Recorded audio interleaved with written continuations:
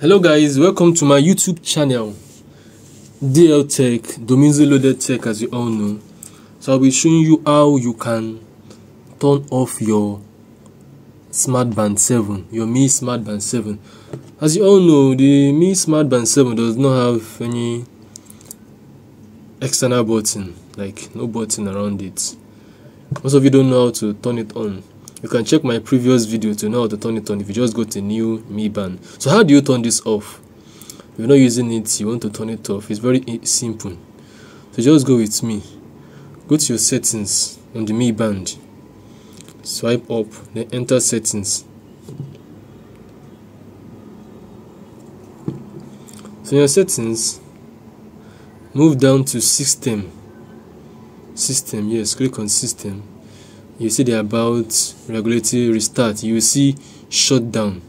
So you click on shutdown. So that is it. It turns off on its own.